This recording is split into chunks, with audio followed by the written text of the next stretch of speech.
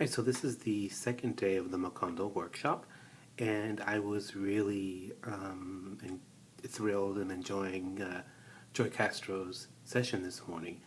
We did a lot of really great writing prompts and had some discussion, and we did a little bit of contour drawing.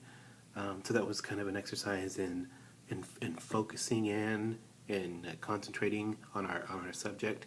So that really helped us with the different writing exercises that we did later on, which was like one of them was to write a letter that you would never send, and so you have to think of that person that you would write a letter to, but you either don't have the guts um, or the you're afraid of the consequences, or you don't have the courage to send that letter. So that was a really interesting exercise in trying to figure out who it is and what the topic would be. And then halfway through our writing, process, she says, lose control and get brutal. So then you're like, whoa. So, okay, I'm really doing this. I'm writing this letter to this person, and you're just kind of just letting all this stuff out on the page, and part of you knowing is like, I've never put this on paper before. I've never spoken it aloud before, and here I am writing it down. So that means it's out in the universe. But we didn't share the letters with each other. It was just a writing exercise to kind of tap into those unspoken feelings and desires and complications that happen that we don't acknowledge in our everyday life, but which you have to explore in great depth as a writer. So that was a really good exercise to kind of write that letter that you will never send. Another exercise that we did was to imagine having a really bad day. You got fired from your job, your dog was shot, or I don't know, just a really bad day, horrible day. And you have to, list the 10 movies that would make you feel better or commiserate or just kind of help you cope with the day. And so we all listed our 10 movies, and then she said, okay, so what we're going to do is I want you to examine each one of those movies and find out what they all have in common. What's the story that they all have to tell? What's the common thread? And so I, so like some of the movies I had was Coal Miner's Daughter, the movie Arthur with Dudley Moore, Gone with the Wind, Star Wars, Star Trek, let's see, what else did I have? Imitation of Life. And so just those kind of movies. And so the common thread that I found in those movies is that all the central character comes from a place of lack, of deficit, whichever it's financial or spiritual or moral, or something that they're missing. And through a process which is usually brought about by an external force or an external person, they discover a hidden talent, or they tap into a resource that they have, and they kind of go through this transformation, and they either find not happiness, but they find some satisfaction, whether it be financial or building a relationship, or sometimes sometimes through the actual process of discovery, they come to a place of satisfaction, and sometimes they die in the end, but they're still in a better place than they were at the beginning of the film, and they're happy to to be in this new situation. So all these films have this transformative effect, and I didn't really realize that that's the kind of movies that I'm drawn to. So then we kind of took that and explored it, and the bigger option is, how does that theme reflect in our personal lives, and maybe even in the writing that we do. So then I thought, well, I came from a background, as a migrant farm worker and child laborer, where there was definitely some lack. Then through a lot of hard work, and there was some transformation. But but as a kid, and even sometime as an adult, I always kind of have this thing of I'm waiting for this external factor, this thing that's going to set things into motion. I'm waiting for that external device to become the catalyst. And a lot of times there is no external device. You have to be your own catalyst. And so that's a lot of things that I struggle with sometimes. And that's some of the weak points of my writing is how do I get the plot going when there's nothing to set it off. So that was really eye-opening to me. And so while we were there, I told this story about when I was in high school. I wanted to be an actor, and I just knew that the high school from the movie Fame, the Dramatic Arts High School or whatever it's called, I just knew that somebody from that school was going to come and find me, and they were going to rescue me and take me back to New York, and I was going to discover my talent as an actor, and other people would see it, and I would become, I don't know if it's like successful, but I would have some satisfaction in creating this new life. And, that never happened. They never came for me. And I remember there was an audition in Dallas, in Texas. I lived here in Texas at the time. And the people from this high school were having auditions in Dallas. And I thought, well, Dallas isn't so far from Amarillo, and that's where I live. So they could come up to Amarillo. And if they come to Amarillo, then they will obviously ask around to say who is somebody who's deserving to come to the school. And they will hear about me, and they will come knocking on my door, and they will say, hey, Miguel, we want you at our high school, and my life will be changed. Well, that didn't happen. Of course it didn't happen. But in my mind, in my, 15, 16-year-old mind, I was really devastated about why didn't it happen? This is how things are supposed to play out. And I was just really confused, and I kind of wanted to give up on theater and acting and just kind of dreams in general. And so, that kind of thing followed me around for a while, and I just, kind of realized that it's up to me to make those things happen. It's up to me to be the catalyst. It's up to me to rescue myself. So, maybe create a character or a situation where that happens, where the protagonist doesn't rely on external forces or external people to make things happen, but rather on himself or herself or their own being, and what lessons can come from that. So that's something I'm going to try to incorporate, not just in my writing, but also in my life as well, to not wait around for things to happen, not wait for someone to say, hey, we want to publish your book, or we heard you doing this really good thing, please do this, with us and for us. I need to kind of be a little more confident and aggressive and sure of my skill and of my writing, and to be comfortable with talking to people about the possibilities that are out there for me. So that was something that I really took to heart with that writing exercise, which was a very simple exercise, but it really resonated well with me and everyone in the group. We kind of were blown away by how our movie selections revealed so much about us. And so we did some other writing as well, and it was a really great time. Joy is so kind and gentle, and she's an understanding mentor.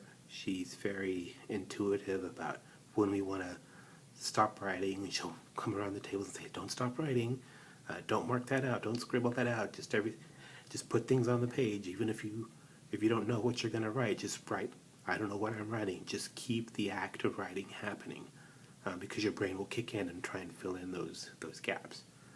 Just don't stop writing. So that was a good, gentle nudging that she did with us, and so I really appreciate that. So then we went to have lunch, and it was a great lunch with people, and got to hear more stories about Sandra Cisneros, which is great. Cannot hear enough of those stories.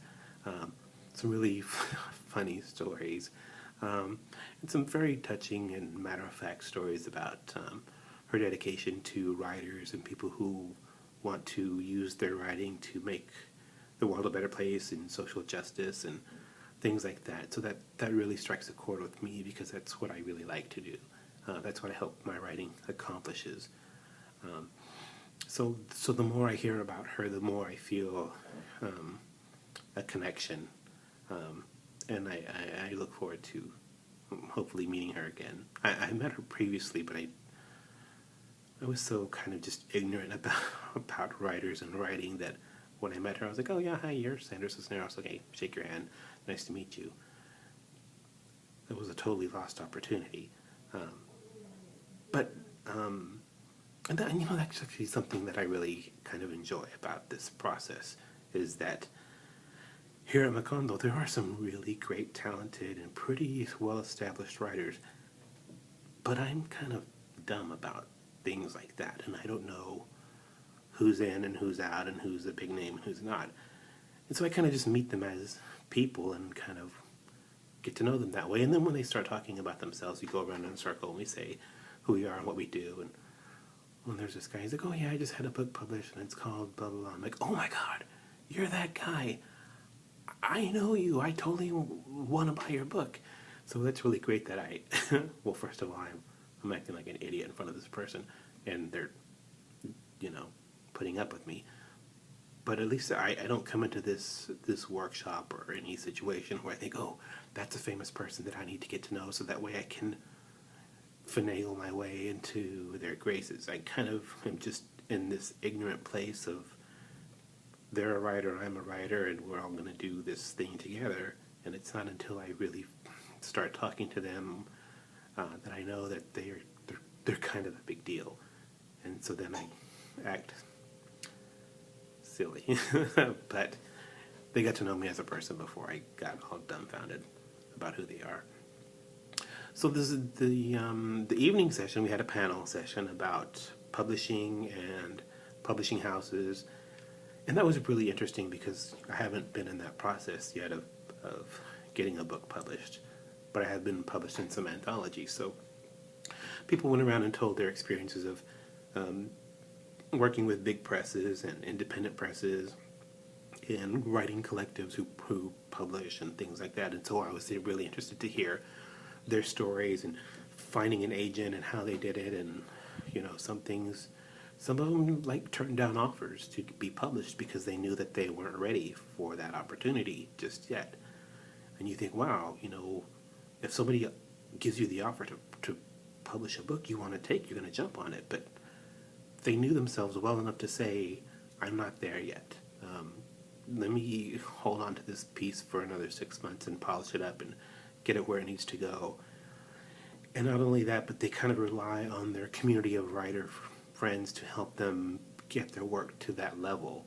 So writing is not a solitary act. It's an act of community where you rely on people and they rely on you to help hone the work and edit the work and get it in a condition to where it can be published. And so it's not just you, it's kind of your friends and your respected peers who kind of help you do that. So that's really encouraging to me. I found that to be very, very touching because writing, it can be lonely and scary and all those things, but to know that there's people who really want to help and move you through that process effortlessly, as easily as possible, especially people who have been in those positions before, they can kind of give you a guiding hand or some advice. So that's really puts me at ease.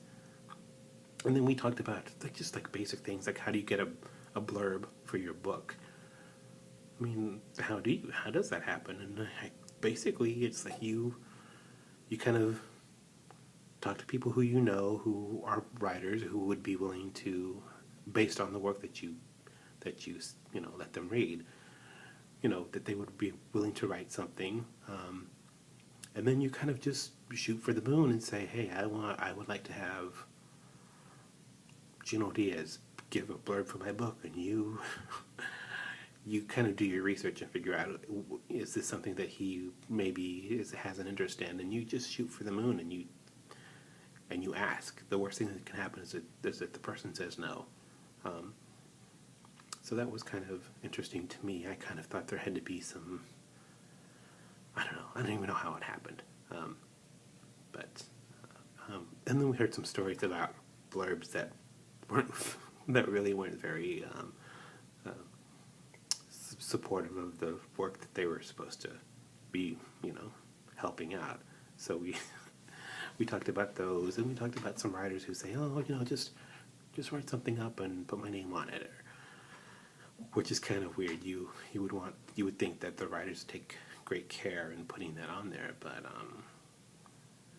I guess it just depends on if you know the writer well and he or she trusts you. You kind of share that task, and they kind of look through and proofread it and say, yeah, I would say that, or no, I wouldn't say that. But I thought it was really interesting the mechanics of publication beyond submitting your work and getting it edited. Working with an agent, working with an editor, what they do and what they don't do, or what they will do for the first book but they won't really do for the second book. And a lot of it has to be that you hold people to a task. You ask for edits, you ask for if they have notes for revision, you ask them. You have to do a lot of asking, and sometimes you have to put the brakes on things so that way the piece that you're putting together is as complete and fully rounded and fully has dimension and quality to it. You don't want to rush and put something out because once it's published, and that's the form it's going to take. So you want to be very deliberate as in the writing as you are in the publishing process. So I found that very eye-opening and it's kind of soothing to know that it's kind of this continuous flow from page to page, book page to paper to page. So then we after that chilled out and had dinner, some more good conversation. Got to talk to some more people in the group about their writing process and how they got their agents and what they do and where they teach and how they got their degrees, and which is exciting to me because I don't have a degree, and so I'm interested to see how people decided what degree to get and what schools to go to and who to study under and what their thesis was going to be. That's all unknown to me, so I like to hear those stories, because if that's the path that I am going to walk down, I would like to know as much as I can so I can be prepared. So overall, it was a really good day, and I'm looking forward to tomorrow. More writing, more exercises, more panel discussions. So overall, it was a good day, and I'm really glad and happy that I'm here, and I'd like to thank everybody who helped make this possible. It's been a really good experience for me, and I can tell it's kind of moving me along this writing continuum to another level that I really knew that I needed to reach. So thank you for your support and for believing in me, even when sometimes